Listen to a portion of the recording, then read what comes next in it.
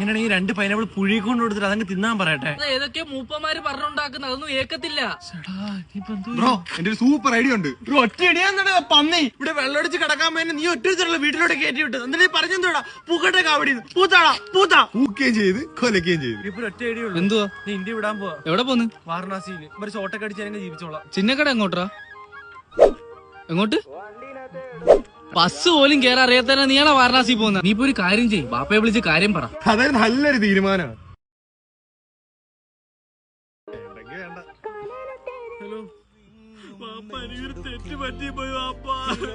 വാപ്പാക്ക് മനസ്സിലായി മോനെ. ഇന്നലെ വായിച്ചത് കിൻഡർ ജോയിലെ ഹാരി പോട്ടർ ഇല്ലായിരുന്നല്ലേ?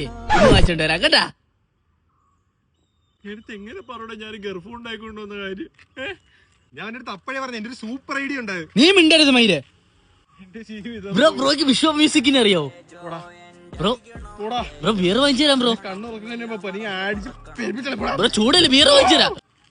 എന്തായാലും ഞാൻ പാതി ദേവൻ പാതി എന്നല്ലേ. ഇതിനാടാ പാവത്തിലും കൂടെ വലിച്ചിടുന്നതിനകത്ത്. അത് വിട്, ഞാൻ പൊതുവെ അമ്പലത്തിക്ക് ഒരു തേങ്ങ അടിച്ച് ഒരു മെഴുകുതിരി കത്തിച്ചിട്ട് പോയെങ്കിൽ ത്രാവി നിസ്കരിക്കട്ടെ. ത്രാവിയെ മഗ്‌രിബ് ഈ സമയത്താ? സുബൈ. എടാ ഇഷ അതെങ്കിൽ അത് ഞാൻ പോയിട്ട് വരാം കേട്ടോ. ശരി.